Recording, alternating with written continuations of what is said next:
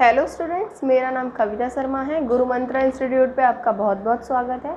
आज से मैं गुरु मंत्र इंस्टीट्यूट पे केमिस्ट्री का सेशन स्टार्ट करने जा रही हूँ, जो कि बेसिक से लेके बोर्ड एग्ज़ाम से लेके आपको कॉम्पिटिटिव एग्ज़ाम्स में भी हेल्प करेगा।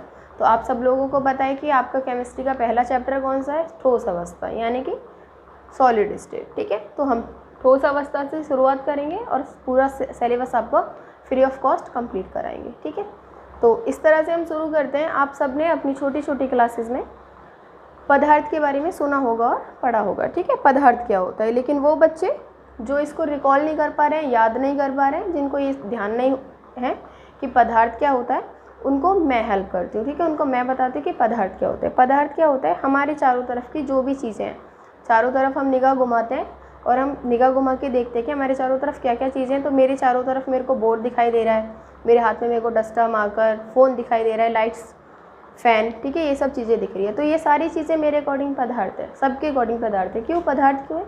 क्योंकि पदार्थ की जो डिफ़ाइन होती है, जो परिभाषा होती है, वो ये होती है कि हमारे चारों तरफ कोई भी चीज़ जो जगह घेरती है और जिसमें द्रव्यमान होता है। ठीक है, जगह घेरने को आप बहुत अच्छे से समझ सकते हो कि जगह घेरना क्या होता है किसी चीज़ का। ठीक है, जैसे जहाँ मैं खड़ी हूँ, मैंने वो जगह घेर रखी है। ये डस्टर मेरे हाथ में है, तो इसका मतलब क्या हुआ? इसने मेरे हाथ वाली जगह घेर रखी है। मार्कर मेरे हाथ में है, तो इसने मेरी हाथ वाली जगह घेर रखी है। ठीक है, तो जगह घेरने का मतलब आप बहुत अच्छे से समझते हो। दूसरी चीज़ है इसमें द्रव्यमान। ठीक है, द्रव्यमान को आप अभी के लिए ऐसे समझ सकते हो कि भार। द्रव्यमान का मतलब क्या होता है? वजन, भार। ठीक है, जैसे जो हम तोलते हैं, आप चीनी 1 किलो तोल के लाते हो, तो वो क्या है? उसका भार है। ठीक है, वैसे द्रव्यमान और भार दोनों थोड़ी अलग चीज़ें होती है, काफ़ी अलग चीज़ें होती हैं, लेकिन अभी आपको उतना डीप में नहीं जाना, बस आपको समझने के लिए ये समझ लेना है द्रव्यमान इज भार। ठीक है, तो कोई भी हमारे चारों तरफ की चीज़ जिसमें द्रव्यमान यानी कि भार है या फिर जो जगह घेरती है, तो वो ही क्या है? पदार्थ होती है। ठीक है, एग्जाम्पल के लिए आप समझ सकते हो, जहाँ पे आप बैठ के वीडियो देख रहे हो, तो आप जिस जगह पे बैठे हो, आपने क्या कर रखा है? आपने उस जगह को घेर रखा है। अब आपका कुछ ना कुछ वजन होएगा भाई, सबको पता होता है, किसी का वजन 35, किसी का 40, सबका अपना अपना क्या होता है? वजन होता है। इसका मतलब जिसमें वजन है और जिसमें द्रव्यमान है, वजन है जिसमें और जो जगह घेरता है, उसको हम क्या कहेंगे? वो पदार्थ है। ठीक है, दूसरी बात क्या है कि पदार्थ क्या नहीं होता। ठीक है, वैसे चारों तरफ, हमारे चारों तरफ जो भी चीज़ है, सारा पदार्थ है, प्रकाश को छोड़ के, लाइट को छोड़ के। ठीक है, पर उतना डिटेल में आपको नहीं जाना है, बस आपको ये सीख लेना है पदार्थ क्या होता है। हमारे चारों तरफ की सारी चीज़ें पदार्थ है और इसका जो अपवाद है वो लाइट होता है, प्रकाश होता है। ठीक है, अब पदार्थ की 3 अवस्थाएं होती हैं। कितनी अवस्थाएं होती हैं पदार्थ की? 3 अवस्थाएं। सारे बच्चों को मेरे साथ बोलना है, पदार्थ की कितनी अवस्थाएं होती हैं? 3 अवस्थाएं होती हैं। देखो, मेरे साथ आपको हर चीज़ को बोलना और समझना है, क्योंकि जितना आप क्लास में प्रेजेंट रहेंगे, जितना आप मेरे साथ चलेंगे, उतना आप बेहतर सीख पाएंगे। ठीक है, तो पदार्थ की कितनी अवस्थाएं होती हैं? 3 अवस्थाएं होती हैं। पदार्थ क्या होता है? कोई भी चीज़ जिसमें द्रव्यमान, हम कह सकते हैं समझने के लिए, वजन या भार होता है, या फिर जो जगह घेरता है, उसको हम क्या कहते हैं? पदार्थ। अब हम देखते हैं पदार्थ की कितनी अवस्थाएं होती हैं। क्या पढ़ा था हमने? पदार्थ की 3 अवस्थाएं होती हैं। 1, 2, 3। कितनी अवस्थाएं होती हैं पदार्थ की? 3 अवस्थाएं। कितनी अवस्थाएं होती हैं पदार्थ की? 3 अवस्थाएं। ठोस, द्रव और गैस। कितनी अवस्थाएं होती हैं पदार्थ की? 3 अवस्थाएं होती हैं, ठोस, द्रव, गैस। अब मैंने ये पदार्थ के बारे में आपको इसीलिए बताया था कि जो ठोस अवस्था है वो क्या है? पदार्थ की अवस्था होती है। बात समझ में आ गई आपको यहाँ तक? अब हम थोड़ी सी इसकी डेफिनेशन यानी कि इसकी परिभाषा देख लेते हैं कि पदार्थ होता क्या है, सॉरी, ठोस होता क्या है। ठीक है, हम थोड़ी सी इसकी परिभाषा देख लेते हैं, ठोस होता क्या है। ठीक है, वैसे तो आपको अपने मन में पता होगा, आप सबने पढ़ रखा है ठोस क्या होता है, फिर भी मैं आपको एक बार बता देती हूँ। ठोस पदार्थ की वह अवस्था होती है जिसका आकार, आयतन और द्रव्यमान निश्चित होता है। ठोस पदार्थ की वह अवस्था होती है जिसका आकार, आयतन और द्रव्यमान निश्चित होता है। ठीक है, उदाहरण के लिए हम समझ सकते हैं, जैसे ईंट। ठीक है, ईंट हमारे ओर पास हम अच्छे से देख लेते हैं, या कोई पत्थर। ठीक है, अब कोई ईंट या पत्थर आप अपने ओर पास देखते हो, तो वो क्या होता है कि आप उसको कितने भी दिन तक देखो, 3, 4, 5 दिन तक ऑब्जर्व करो, देखो उसे। ठीक है, तो उसका जो साइज है, साइज मतलब आकार, ठीक है, उसका जो द्रव्यमान है, ठीक है, उसका जो आयतन है, वो एक जैसा रहेगा। कैसा रहेगा? एक जैसा रहेगा, वो नहीं बदलेगा। कब तक नहीं बदलेगा? जब तक आप उसको तोड़ फोड़ नहीं मचाओगे, जब तक आप उस पर कोई बाह्य बल नहीं लगाओगे। ठीक है, तो ठोस को हम किस तरह से समझ सकते हैं? क्या होते हैं ठोस? ठोस पदार्थ की वह अवस्था है जिसका आकार, आयतन और द्रव्यमान निश्चित होता है। यहाँ तक बात आपको समझ में आ गई। तो आप अगर नोट्स बना रहे हो तो इस तरह से इसकी ठोस की डिफाइन को लिख सकते हो कि पदार्थ की वह अवस्था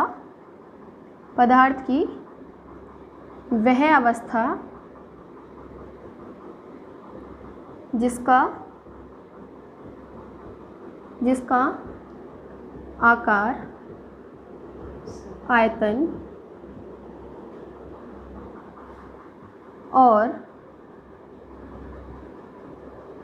द्रव्यमान निश्चित होता है, उसको हम क्या कहते हैं? ठोस अवस्था। एग्जाम्पल आप इसके कुछ भी दे सकते हो, ठीक है। एग्जाम्पल क्या दे सकते हो? ईंट, कोई आपके पास पत्थर है, जो आपके घर में बेड है वो कैसे ठोस अवस्था में होता है, जो आपका घर है वो कैसी अवस्था में? ठोस अवस्था में। बात समझ में आ गई? कोई दिक्कत यहाँ तक? तो अब तक हमने क्या सीखा? पदार्थ क्या होता है, पदार्थ की अवस्थाएं कितनी होती हैं, और ठोस की परिभाषा क्या होती है, ठोस क्या होता है, ठीक है। अब हम क्या करेंगे? अब हम ठोस के गुण पढ़ेंगे, ठीक है। ठोस के गुण क्या होते हैं, ठोस अवस्था के गुण, ठीक है। अब हम पढ़ने जा रहे हैं ठोस अवस्था के गुण। क्या पढ़ने जा रहे हैं अब हम? ठोस अवस्था के गुण। अब हम पढ़ेंगे ठोस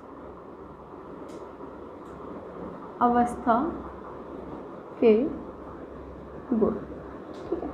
तो ठोस अवस्था का बेटा पहला गुण तो यही हो गया कि ठोस अवस्था का आकार, आयतन और द्रव्यमान निश्चित होता है। पहला गुण क्या हो गया भाई? ये गुण ही है ना उसका, ठीक है। गुण क्या होते हैं? जिनको देख के हमें पता चले कि हाँ ये इंसान है। जैसे मान लो कोई बच्चा लंबा है, तो ये क्या हुआ? उसका गुण। अगर मैंने बोल दिया कोई बच्चा लंबा है, तो आप उसकी लंबाई देख के पहचान जाओगे कि हाँ जी मैडम इस बच्चे के बारे में बात कर रही हैं, ठीक है। कोई किसी बच्चे की हाइट कम है, कोई बच्चा मोटा है, तो हम देख के जिन चीज़ों को, गुण क्या होते हैं? जिन चीज़ों को हम देख के हम पता लगा सके कि हाँ वो वही है जिसके बारे में बात कर रहे हैं, ठीक है। तो ठोस के वैसे ही गुण होते हैं। तो पहला गुण तो ये हुआ या नहीं कि ठोस का आकार, आयतन और द्रव्यमान निश्चित होता है। तो पहला गुण हम यही लिख लेंगे। पहला गुण क्या हुआ ठोस का? आकार, आयतन और द्रव्यमान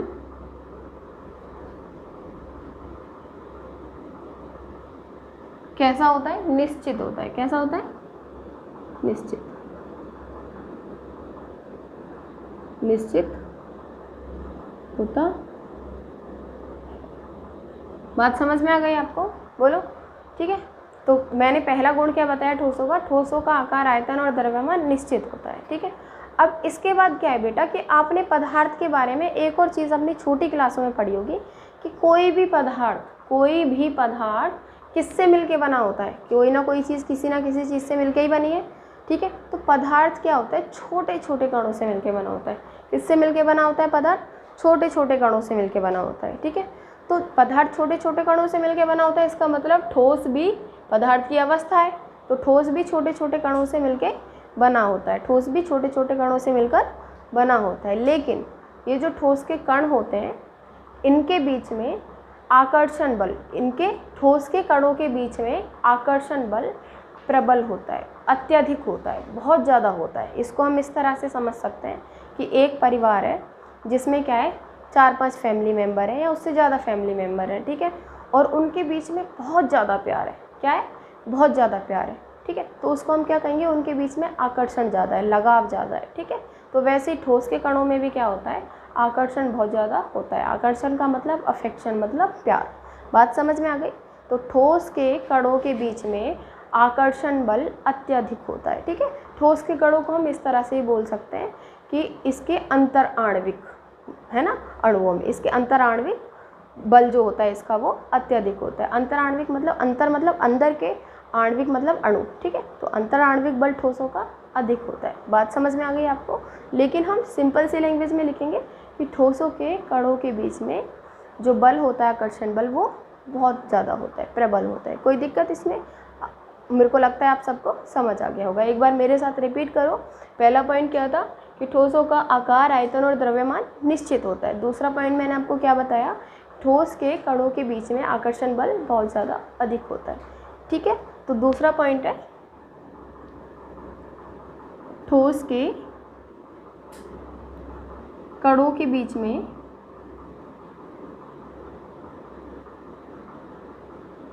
में आकर्षण बल अधिक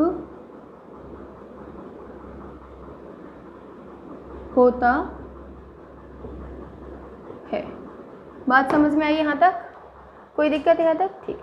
अब मैंने आपको क्या बताया कि ठोस के कणों के बीच में क्या होता है, आकर्षण बल बहुत अधिक होता है। मैंने आपको एग्जांपल फैमिली का दिया था। किसके एग्जांपल दिया था? फैमिली का। मैंने आपको बोला था कि फैमिली में जो मेंबर्स होते हैं उनके बीच में आकर्षण होता है, प्यार होता है, एक दूसरे के लगाव होता है, ठीक है। इसलिए फैमिली के सारे लोग ऑलमोस्ट पास पास रहते हैं, ठीक है। अब वैसे ही ठोस में भी क्या होता है, ठोस के कणों में भी क्या है, आकर्षण बल है। कौन सा बल है? आकर्षण बल। ठोस के कणों के बीच में भी क्या है, आकर्षण बल। आकर्षण बल का मतलब क्या है? प्यार है। तो फैमिली के मेंबर्स के बीच में प्यार होता है तो वो पास पास रहते हैं। हम फैमिली के पास पास क्यों रहते हैं? अगर हम फैमिली से भी दूर रहते हैं तो फेस्टिवल्स पे, ठीक है, ओकेजन्स पे हम क्या करते हैं, फैमिली को कॉल करते हैं, उनके साथ अटैच रहते हैं, फेस्टिवल्स पे अपने घर विजिट करने जाते हैं। तो वैसे ही इसका मतलब क्या है, हम फैमिली के साथ रहते हैं, ठीक है, फैमिली के बहुत पास रहते हैं, ठीक है। तो वैसे ही ठोस के कणों के बीच में भी क्या होता है, आकर्षण बल बहुत ज़्यादा होता है, यानी कि प्यार बहुत ज़्यादा होता है। प्यार ज़्यादा तो इसका मतलब नज़दीक, प्यार ज़्यादा मतलब नज़दीक रहेंगी चीज़ें, ठीक है। बात समझ में आई आपको? तो इसीलिए जो ठोस के कण होते हैं वो एक दूसरे के बहुत पास पास रहते हैं। कहाँ रहते हैं? एक दूसरे के बहुत पास पास। और उसका रीज़न क्या है? उसका रीज़न बस यही है क्योंकि उनके बीच में क्या होता है, अणुओं के बीच में क्या होता है, आकर्षण बल बहुत ज़्यादा होता है, जिसकी वजह से वो एक दूसरे के पास पास रहते हैं। क्यों रहते हैं पास पास?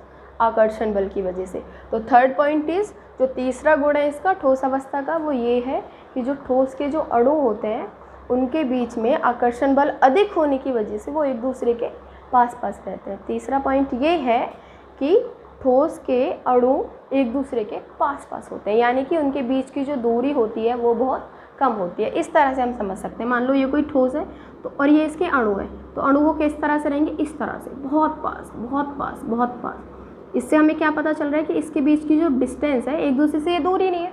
बात समझ में आ रही है आपको? ठीक है, इस तरह से होते हैं। कोई दिक्कत यहाँ तक नहीं होगी शायद, ठीक है। तो तीसरा पॉइंट क्या है ठोस के बारे में? तीसरा पॉइंट, ठोस के अणुओं के बीच की दूरी कम होती है। कैसी होती है? बहुत ज़्यादा कम होती है, ना के समान होती है, हम कह सकते हैं। बात समझ में आई आपको यहाँ तक? ठोस के कणों के बीच की दूरी बहुत ज़्यादा कम होती है। इससे पहले मैंने आपको बताया ठोस के कणों के बीच में आकर्षण बल बहुत अधिक होता है, उसका आयतन आकार निश्चित होता है। आयतन आकार क्या होता है उसका? निश्चित होता है। ठोस का आकार आयतन निश्चित। हाँ, तो अब हम जानेंगे ठोस का चौथा गुण क्या होता है। तो ठोस का चौथा गुण क्या होता है कि ठोस दृढ़ और असंपीड्य होते हैं। ठोस क्या होते हैं? दृढ़ और असंपीड्य, ठीक है। दृढ़ का मतलब हम कठोर से समझ सकते हैं, बहुत ज़्यादा हार्ड होते हैं, ठीक है, रिजिड होता है। और असंपीड्य का मतलब क्या होता है? असंपीड्य का मतलब ये होता है कि जब हम किसी चीज़ को दबाएं, उस पर दाब लगाएं, प्रेशर लगाएं, तो दबाने पे वो नहीं दबे, दबाने पे वो चीज़ नहीं दबे। तो इसका मतलब क्या है कि अगर हम किसी चीज़ को दबा रहे हैं और वो दब नहीं रही, जैसे हम ईंट है, ईंट को हम दबा के देखें, क्या वो दब जाएगी? नहीं दबेगी। लेकिन वहीं हम गैस को दबा के देखें, अब आप कहोगे मैडम गैस को कैसे दबा के देखेंगे? तो आप क्या करोगे, एक बलून में, गुब्बारे में आप गैस ही तो भरते हो, गैस भर के फिर उस गुब्बारे को। अब हम जानेंगे चौथा पॉइंट, ठोस अवस्था के गुण का चौथा पॉइंट। तो चौथा पॉइंट क्या होता है आपको? अब ये तो बहुत अच्छे से पता ही चल गया होगा कि जो ठोस होते हैं वो छोटे छोटे कणों से मिलकर बने होते हैं। और चौथा पॉइंट उन कणों के ही बारे में है कि जो इसके ठोस के कण होते हैं वो अपनी एक निश्चित जगह पे होते हैं। कहाँ होते हैं? अपनी एक निश्चित जगह पे होते हैं, यानी कि ठोस के जो कण होते हैं वो अपनी जगह नहीं बदलते। जैसे आपने लिक्विड में यानी कि द्रव में या गैस में देखा है, कण चले जाते हैं, अपनी जगह को छोड़ के चले जाते हैं। पानी बह जाता है, बहने का मतलब क्या है? उसके कण अपनी जगह छोड़ के चले जाते हैं। गैस भी बह जाती है, ठीक है, गैस फ्लो करती है, गैस में भी फ्लूइडिटी होती है, ठीक है, गैस भी उड़ जाती है। तो क्यों? क्योंकि उसके जो कण हैं वो मोशन यानी कि गति करते हैं। लेकिन ठोस के कण क्या होते हैं? वो अपनी एक फिक्स जगह पे रहते हैं, निश्चित बिंदु पे रहते हैं। बात समझ में आ गई? तो हम ये चौथा पॉइंट क्या लिखेंगे कि ठोस के जो कण होते हैं वो एक अपनी निश्चित बिंदु पे होते हैं। कहाँ होते हैं? ठोस के कण अपनी एक निश्चित बिंदु या निश्चित स्थिति पर होते हैं, ठीक है। तो चौथा पॉइंट क्या है कि ठोस के कण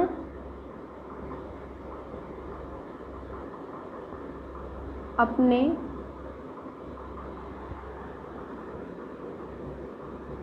निश्चित जगह पर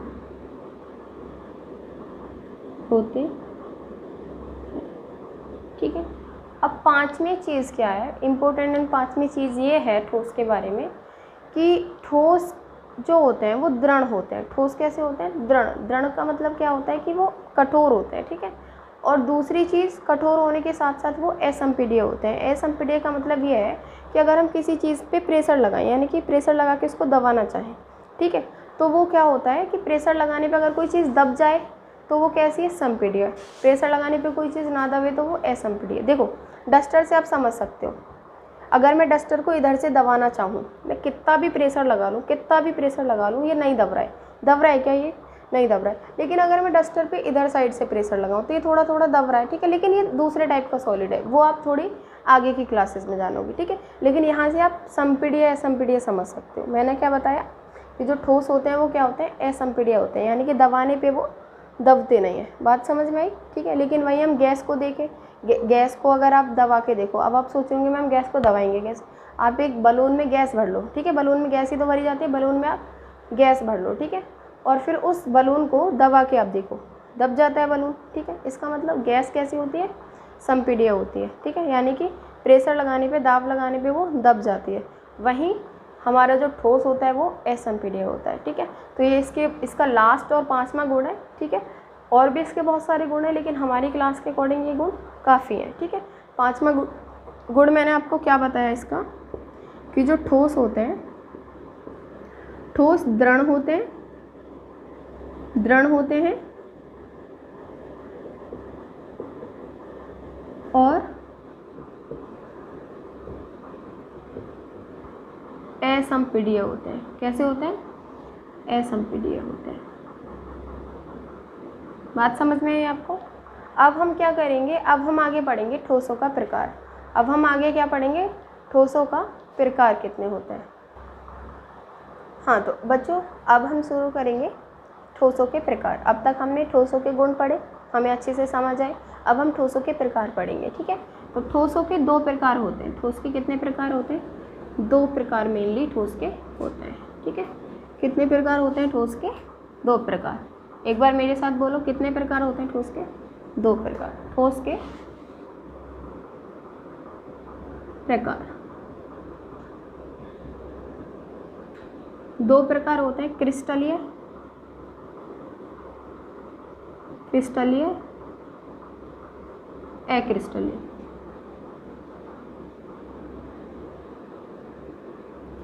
कौन कौन से दो प्रकार होते हैं ठोस के? क्रिस्टलीय, अक्रिस्टलीय। मेरे साथ रिपीट करो, कौन कौन से प्रकार होते हैं ठोस के? क्रिस्टलीय ठोस और अक्रिस्टलीय ठोस।